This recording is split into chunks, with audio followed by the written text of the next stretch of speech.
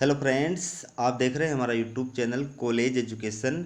और मैं आपके लिए लेकर आया हूँ मोस्ट इम्पोर्टेंट टॉपिक लघुतरात्मक क्वेश्चनों के। ये पूरा वीडियो अगर आप देख लोगे तो एग्जाम में लघुतरात्मक जो क्वेश्चन होंगे वो इस वीडियो से बाहर नहीं आएंगे, ये मैं आपको विश्वास दिलाता हूँ। तो पूरा वीडियो देखना। चलिए स्टार्ट करते हैं। संयुक्त राष्ट्र महासभा के कार्य बताइए। तो संयुक्त राष्ट्र महासभा के कार्य तथा शक्तियों का विवेचन निम्न बिंदुओं द्वारा स्पष्ट किया जा सकता है। पहला है, महासभा द्वारा निम्न निर्वाचन संबंधी कार्य करना। कौन कौन से? सुरक्षा परिषद के 10 अस्थायी सदस्यों, आर्थिक और सामाजिक परिषद के 54 सदस्यों का निर्वाचन करना। सेकेंड है, सुरक्षा परिषद की सिफारिश पर संयुक्त राष्ट्र संघ के महासचिव और अंतर्राष्ट्रीय न्यायालय के न्यायाधीशों की नियुक्ति करना। फिर है, महासभा द्वारा अपने सभापति, 21 उपसभापति तथा अपनी 6 समितियों के सभापतियों का निर्वाचन करना। फिर दूसरा जो कार्य है महासभा का वो है सुरक्षा परिषद की सिफारिश पर संयुक्त राष्ट्र संघ में नए सदस्यों को प्रवेश देने और सदस्यों का निलंबन करने या मताधिकार से वंचित करने का कार्य करना। फिर संयुक्त राष्ट्र संघ के बजट पर विचार करना और इसको पारित करना। सदस्य राष्ट्रों द्वारा दी जाने वाली सहायता राशि का निर्धारण करना। फिर अगला कार्य है सुरक्षा परिषद तथा अन्य संस्थाओं व संगठनों की रिपोर्ट पर विचार करना। निशस्त्रीकरण के लिए समस्त देशों में आर्थिक सहयोग स्थापित करना। शांति एवं सुरक्षा स्थापित करने में सुरक्षा परिषद के असफल रहने पर महासभा द्वारा आवश्यक सभी कदम उठाना। ये महासभा के कार्य हैं। अगला जो क्वेश्चन है वो है विश्व पर वैश्वीकरण के सकारात्मक प्रभावों का उल्लेख कीजिए। तो उत्तर देखिए, वैश्वीकरण एक बहुआयामी प्रक्रिया है जब कोई देश विश्व के विभिन्न राष्ट्रों के साथ वस्तु, सेवा, पूंजी तथा बौद्धिक संपदा इत्यादि का बिना किसी प्रतिबंधों के आदान प्रदान करता है तो इसे वैश्वीकरण या भूमंडलीकरण कहा जाता है। विश्व पर वैश्वीकरण के सकारात्मक प्रभावों का उल्लेख निम्न बिंदुओं द्वारा किया जा सकता है। पहला है, वैश्वीकरण ने आर्थिक क्षेत्र में देशों के मध्य सहयोगी प्रवृत्ति को बढ़ावा दिया है। दूसरा है, इससे विकासशील देशों के तीव्र आर्थिक विकास में सहायता मिली है। इससे वैश्वीकरण के कारण देशों और लोगों में विश्वव्यापी पारस्परिक जुड़ाव को बढ़ावा मिला है।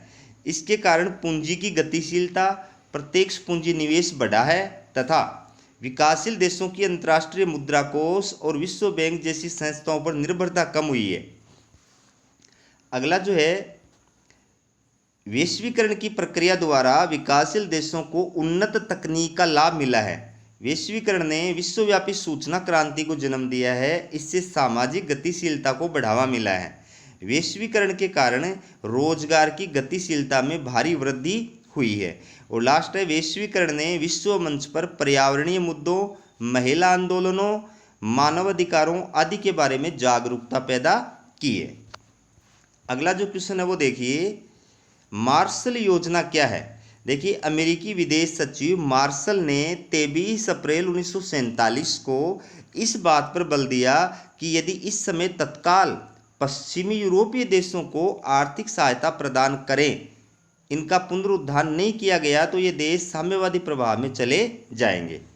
परिणाम स्वरूप अमेरिकी राष्ट्रपति ट्रूमैन ने मार्शल द्वारा दिए गए सुझाव के अनुसार पश्चिमी यूरोपीय देशों के आर्थिक पुनर्निर्माण तथा इन देशों में व्याप्त बेरोजगारी, भूखमरी, निर्धनता और अव्यवस्था को समाप्त करने के उद्देश्य से मार्शल योजना शुरू की थी। फिर है, इस योजना के तहत अमेरिका ने 1948 से 1952 तक कुल 4 वर्ष की अवधि में पश्चिमी यूरोपीय देशों को 12 अरब डॉलर की आर्थिक सहायता देने का कार्यक्रम स्वीकार किया। मार्शल योजना का प्रमुख उद्देश्य पश्चिमी यूरोपीय देशों को साम्यवादी प्रभाव में जाने से रोकना था। मार्शल योजना ट्रूमैन सिद्धांत की पूरक थी, जिसने साम्यवाद के आवेदन की नीति को आगे बढ़ाने में मदद प्रदान की। अगला क्वेश्चन देखिए, उत्तर दक्षिण संवाद पर एक संक्षिप्त लेख लिखिए। देखिए, नई अंतर्राष्ट्रीय अर्थव्यवस्था की स्थापना के लिए विकसित और विकासशील देशों के मध्य आपसी सहयोग बढ़ाने के लिए परस्पर विचार विमर्श करने को उत्तर दक्षिण संवाद के नाम से जाना जाता है। उत्तर दक्षिण संवाद के लिए निम्नलिखित प्रयत्न उल्लेखनीय हैं। क्या क्या प्रयत्न किए गए वो देखिए। पहला है दिसंबर 1975 में अमेरिका द्वारा पेरिस सम्मेलन का आयोजन करना। विश्व बैंक के तत्कालीन अध्यक्ष द्वारा 1977 में पश्चिमी जर्मनी के भूतपूर्व चांसलर विली ब्रांट की अध्यक्षता में ब्रांट आयोग का गठन करना। तीसरा, मेक्सिको के राष्ट्रपति की पहल पर मेक्सिको के कानकुन शहर में 1981 में कानकुन सम्मेलन आयोजित करना। चौथा है अंतर्राष्ट्रीय व्यापार व्यवस्था से संबंधित गेट समझौता और उरुग्वे दौर की वार्ताएं प्रारंभ करना। अगला जो है वो है 1995 में विश्व व्यापार संगठन की स्थापना करना। फिर है संयुक्त राष्ट्र संघ के तत्वाधान में 1992 में ब्राजील के रियो डी जेनेरियो शहर में प्रथम पृथ्वी शिखर सम्मेलन का आयोजन करना। G8 और G20 जैसे वैश्विक मंचों की स्थापना करना। संयुक्त राष्ट्र संघ के तत्वाधान में 2009 में कोपेनहेगन सम्मेलन, 2011 में डरबन सम्मेलन और 2012 में दोहा सम्मेलन, 2014 में लिम्बा सम्मेलन और 2015 में पेरिस सम्मेलन का आयोजन करना। अगला क्वेश्चन देखिए, पश्चिमी एशिया की राजनीति अरब इजराइल विरोध में उलझी हुई राजनीति है, विवेचना कीजिए। देखिए, पश्चिमी एशिया जिसे मध्य पूर्व भी कहा जाता है वर्तमान में विश्व राजनीति तथा संघर्ष का केंद्र बना हुआ है। लेबनान का गृह युद्ध, ईरान इराक संघर्ष, खाड़ी युद्ध और अरब इजराइल संघर्ष के कारण पिछले कई दशकों से पश्चिमी एशिया अशांत क्षेत्र बना हुआ है। फिर पश्चिमी एशिया की राजनीति अरब इजराइल विरोध में उलझी हुई राजनीति है। अरब और इजराइल के मध्य अब तक 5 युद्ध हो चुके हैं तथा समय समय पर संयुक्त राष्ट्र संघ और अन्य देशों द्वारा किए जाने वाले शांति प्रयास भी यहाँ शांति स्थापना में असफल सिद्ध हुए हैं। इसके बाद देखिए, इसके पश्चात है पश्चिमी एशिया में अरब इजराइल संघर्ष के प्रमुख कारणों को निम्न बिंदुओं द्वारा स्पष्ट किया जा सकता है। क्या क्या कारण है? सीमा विवाद, दोनों देशों के सांप्रदायिक दृष्टिकोण में भिन्नता होना, शरणार्थियों की समस्या, जॉर्डन नदी के पानी को लेकर के विवाद, इजराइल की मान्यता का प्रश्न, इजराइल द्वारा अधिकृत अरब देशों को खाली कराने को लेकर के विवाद और इजराइल द्वारा अधिकृत अरब क्षेत्रों में यहूदी बस्तियों को हटाने की समस्या। ये क्वेश्चन अगर एग्जाम में निबंधात्मक आ जाता है तो इन पॉइंटों का अपने विवेक से वर्णन कर देना।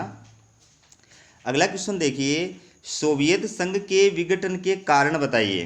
देखिए, द्वितीय महायुद्ध के पश्चात अंतर्राष्ट्रीय राजनीति में सोवियत संघ का उदय एक महाशक्ति के रूप में हुआ था, जिसके नेतृत्व में सुदृढ़ साम्यवादी राष्ट्रों के गुट का उदय हुआ था। लेकिन 1991 में न केवल सोवियत साम्यवादी गुट का पतन हो गया, बल्कि एक महाशक्ति के रूप में सोवियत संघ का भी विघटन हो गया। इसके लिए उत्तरदायी कारणों को निम्न बिंदुओं द्वारा स्पष्ट किया जा सकता है। तो सोवियत संघ के विघटन के क्या क्या कारण थे? पहला कारण है सोवियत संघ में सर्वहारा वर्ग के अधिनायकवाद के स्थान पर धीरे धीरे साम्यवादी दल के शीर्ष नेताओं का अधिनायकवाद स्थापित होना। फिर दूसरा जो कारण है वो है सोवियत संघ के आर्थिक विकास का अवरुद्ध होना। तीसरा है सोवियत संघ के नेतृत्व वाले गुट में शामिल पूर्वी यूरोप के देशों में साम्यवाद का पतन होना। चौथा है साम्यवादी गुट द्वारा अमेरिकी गुट द्वारा सोवियत संघ में विद्यमान व्यवस्था विरोधी तत्वों को हर प्रकार की सहायता और प्रोत्साहन देना।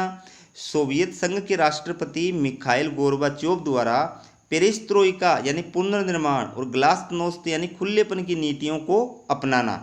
और 26 दिसंबर 1991 को सोवियत संघ की संसद द्वारा सोवियत संघ को समाप्त करने और स्वयं को भंग करने का प्रस्ताव पारित कर देना।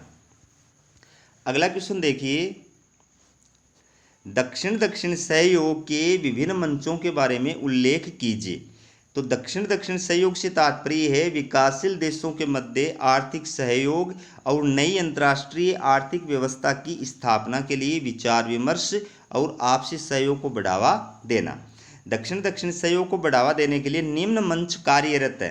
पहला है अंकटाड सम्मेलन, इसका पूरा नाम संयुक्त राष्ट्र व्यापार और विकास सम्मेलन है।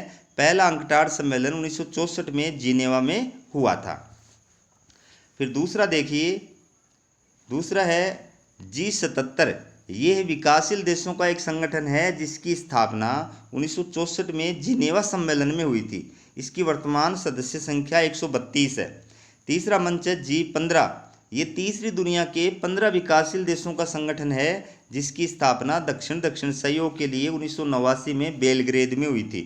चौथा है गुटनिरपेक्ष आंदोलन यानी नाम के शिखर सम्मेलन। पांचवा है दक्षिण आयोग। फिर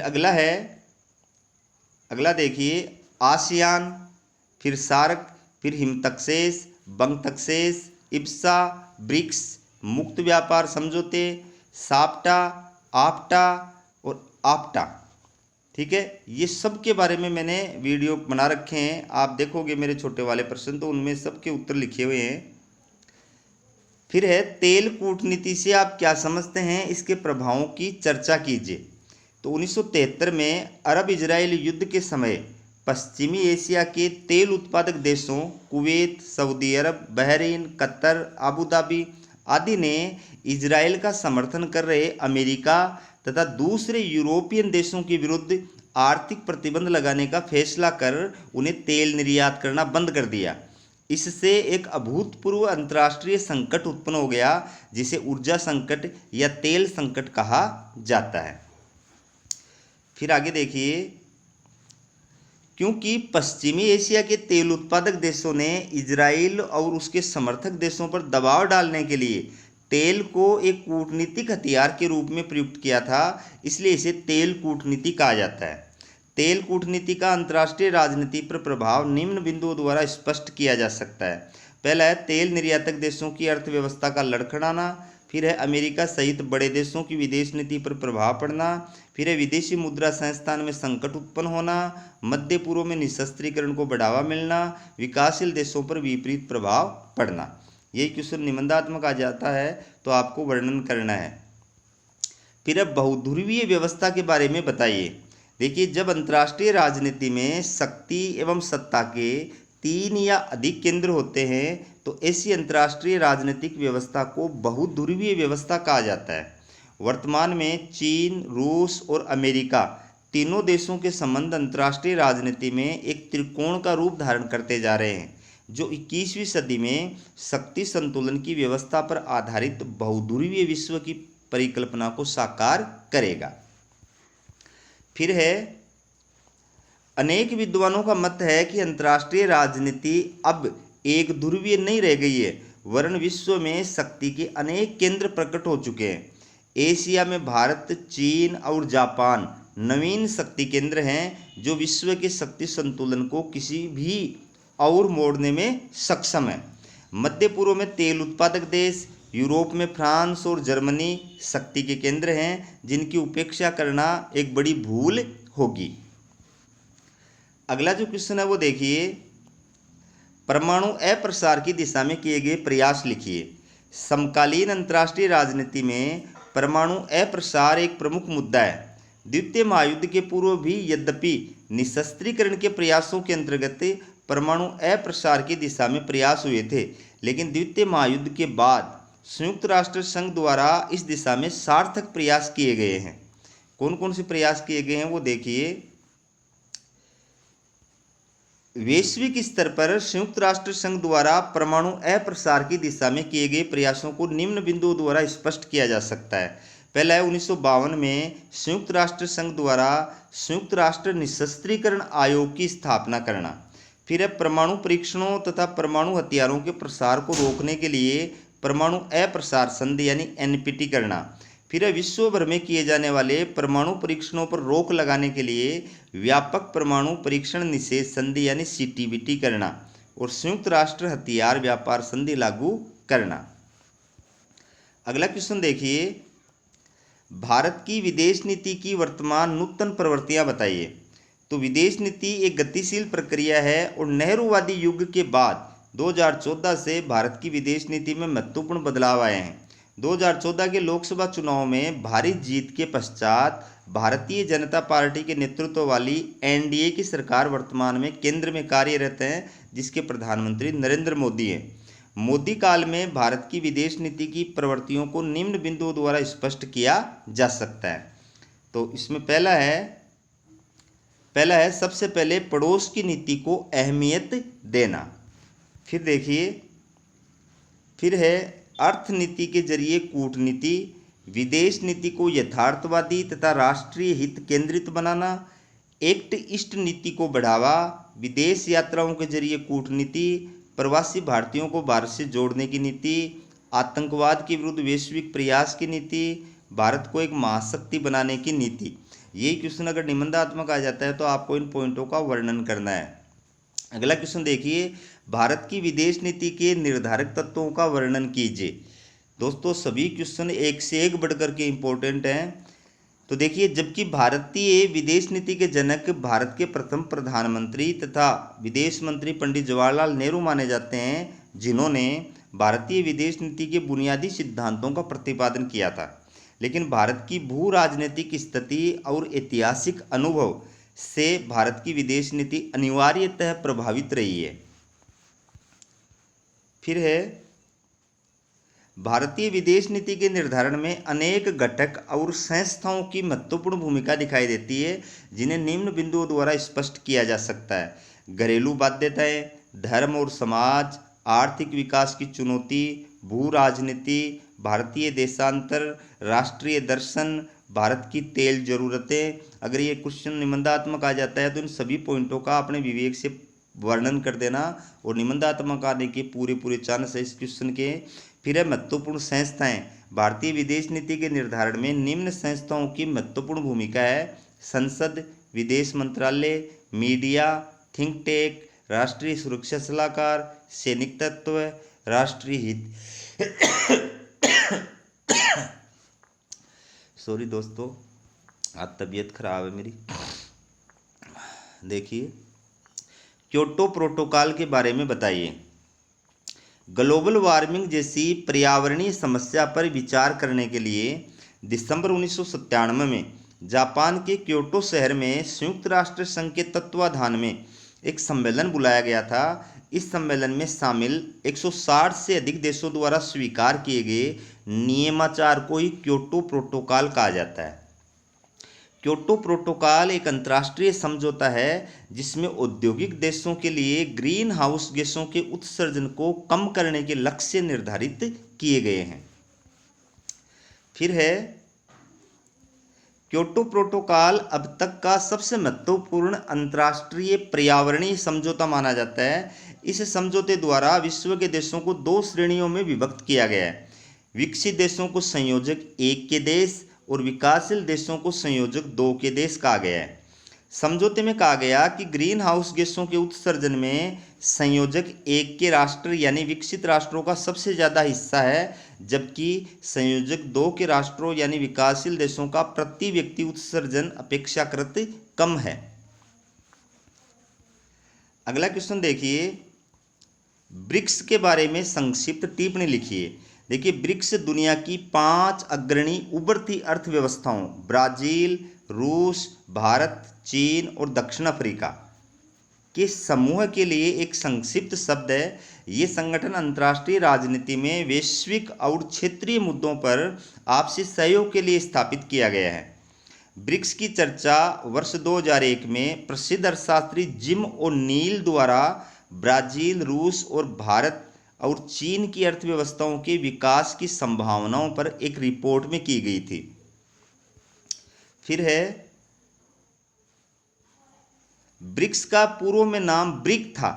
दिसंबर 2010 में दक्षिण अफ्रीका के ब्रिक में शामिल होने के बाद इसे ब्रिक्स कहा जाने लगा। ब्रिक्स देशों की जनसंख्या दुनिया की आबादी का लगभग 40% है और इसका वैश्विक सकल घरेलू उत्पादन में हिस्सा लगभग 30% है। इसे महत्वपूर्ण आर्थिक इंजन के रूप में देखा जाता है, जो एक उभरता हुआ विदेशी निवेश बाजार तथा वैश्विक शक्ति है। ब्रिक्स देशों के सर्वोच्च नेताओं तथा अन्य मंत्री स्तरीय सम्मेलन प्रतिवर्ष आयोजित किए जाते हैं। अगला क्वेश्चन देखिए, ब्रिक्स की स्थापना के प्रमुख उद्देश्य हैं स्थायी, न्यायसंगत और पारस्परिक रूप से लाभकारी विकास के लिए समूह के सदस्य देशों तथा अलग अलग देशों में आपसी सहयोग को बढ़ावा देना। दूसरा है अंतर्राष्ट्रीय राजनीति में वैश्विक और क्षेत्रीय मुद्दों पर आपसी सहयोग को बढ़ावा देना। फिर है ब्रिक्स द्वारा आपसी सहयोग के लिए निम्न क्षेत्रों की स्थापना की गई है। पहला है आर्थिक सहयोग, दूसरा पीपुल टू पीपुल एक्सचेंज, तीसरा राजनीतिक और सुरक्षा सहयोग और चौथा है सहयोग तंत्र। अगला क्वेश्चन देखिए, पर्यावरणीय मुद्दों पर वैश्विक स्तर पर किए गए प्रयास बताइए। ये क्वेश्चन निबंधात्मक भी आ सकता है दोस्तों। पर्यावरण के विषय में अंतर्राष्ट्रीय जगत की चिंता महायुद्ध के बाद से ही देखने को मिलती है। महायुद्ध के विध्वंस ने इस बात को रेखांकित किया कि आधुनिक विश्व पर्यावरण के लिए कितने खतरनाक साबित हो सकते हैं। आधुनिक हथियार पर्यावरण के लिए कितने खतरनाक साबित हो सकते हैं। संयुक्त राष्ट्र संघ पर्यावरण कार्यक्रम यानी यूएनईपी सहित अनेक अंतर्राष्ट्रीय संगठनों ने पर्यावरण से जुड़ी समस्याओं पर सम्मेलन कराए और इस विषय पर अध्ययन करने को बढ़ावा देना शुरू किया। तभी से पर्यावरणीय मुद्दे वैश्विक राजनीति का एक महत्वपूर्ण मसला बन गया है। फिर देखिए, पर्यावरणीय मुद्दे पर वैश्विक स्तर पर किए गए प्रयासों को निम्न बिंदुओं द्वारा स्पष्ट किया जा सकता है। पहला है संयुक्त राष्ट्र संघ के तत्वाधान में 1972 में स्वीडन की राजधानी स्टॉकहोम में पहला अंतर्राष्ट्रीय पर्यावरण शिखर सम्मेलन का आयोजन करना। फिर विश्व आयोग द्वारा 1987 में पर्यावरण एवं विकास संबंधी अपनी रिपोर्ट आवर कॉमन फ्यूचर का प्रकाशन करना। फिर संयुक्त राष्ट्र संघ द्वारा 1992 में ब्राजील के रियो डी जेनेरियो में प्रथम पृथ्वी सम्मेलन का आयोजन करना। फिर है वैश्विक समुदाय द्वारा पोषणीय विकास या टिकाऊ विकास की अवधारणा पर बल देना। फिर संयुक्त राष्ट्र संघ के तत्वाधान में 1997 में जापान के क्योटो शहर में ग्लोबल वार्मिंग के मुद्दे पर सम्मेलन का आयोजन करना। पर्यावरणीय मुद्दे पर 2002 में दक्षिण अफ्रीका के जोहान्सबर्ग शहर में सम्मेलन का आयोजन करना। पर्यावरणीय मुद्दे पर 2007 में बाली में सम्मेलन का आयोजन करना। जलवायु परिवर्तन पर 2015 में पेरिस सम्मेलन का आयोजन करना। अगला क्वेश्चन देखिए, बहुत इंपॉर्टेंट क्वेश्चन है। संयुक्त राष्ट्र संघ सुरक्षा परिषद में स्थायी सदस्यता की भारत की दावेदारी के पक्ष में तर्क दीजिए। ये क्वेश्चन निबंधात्मक भी आ सकता है, तो अगर निबंधात्मक आता है तो इन पॉइंटों को शॉर्ट में पॉइंट बना करके फिर वर्णन करना आपको। तो भारत के दशकों से ये मांग करता रहा है कि उसे संयुक्त राष्ट्र संघ की सुरक्षा परिषद में स्थायी सदस्यता दी जानी चाहिए। संयुक्त राष्ट्र सुरक्षा परिषद में भारत की स्थायी सदस्यता की दावेदारी के पक्ष में निम्न तर्क दिए जा सकते हैं। पहला है, भारत संयुक्त राष्ट्र संघ का संस्थापक सदस्य रहा है। फिर है, भारत ने सदैव संयुक्त राष्ट्र संघ के चार्टर में उल्लेखित सिद्धांतों और आदर्शों में आस्था व्यक्त की है तथा इनका पालन करता रहा है। फिर है, भारत ने सदैव संयुक्त राष्ट्र संघ के विभिन्न अंगों और अभिकरणों में यथासंभव सहयोग दिया है। फिर देखिए, भारत की विदेश नीति संयुक्त राष्ट्र संघ के आदर्श और सिद्धांतों के अनुरूप रही है। भारत ने संयुक्त राष्ट्र संघ के शांति अभियानों में सदैव बढ़ चढ़ करके भाग लिया है तथा अपनी सार्थक भूमिका निभाई है। भारत एक विशाल जनसंख्या वाला देश है जो जनसंख्या की दृष्टि से विश्व में दूसरा स्थान रखता है। भारत भौगोलिक दृष्टि से भी एक विशाल क्षेत्रफल वाला देश है। फिर अगला है, भारत दुनिया का सबसे बड़ा लोकतांत्रिक देश है। भारत एक जिम्मेदार परमाणु शक्ति संपन्न राष्ट्र है। भारत दुनिया में सबसे तेज गति से वृद्धि करने वाली अर्थव्यवस्थाओं में से एक प्रमुख अर्थव्यवस्था है और भारत की ऐतिहासिक विरासत और सांस्कृतिक आदर्श भी इसकी दावेदारी को मजबूती प्रदान करते हैं। तो दोस्तों, ये आपके लघुत्तरात्मक क्वेश्चन है। इन्हीं में से निबंधात्मक क्वेश्चन भी आएंगे, इन्हीं के अंदर से लघुत्तरात्मक क्वेश्चन भी आएंगे। लघुत्तरात्मक क्वेश्चन इस वीडियो से बाहर नहीं आएगा। तो अगर निबंधात्मक आता है तो जो पॉइंट हैं उनका अपने विवेक से आपको वर्णन करना है, पॉइंट को रट लेना है, ठीक है। तो इसी प्रकार के आपको वीडियो जो इंपॉर्टेंट टॉपिक से रिलेटेड मिल सके, इसके लिए हमारे चैनल को सब्सक्राइब जरूर कीजिए। हमारा वीडियो देखने के लिए बहुत बहुत धन्यवाद।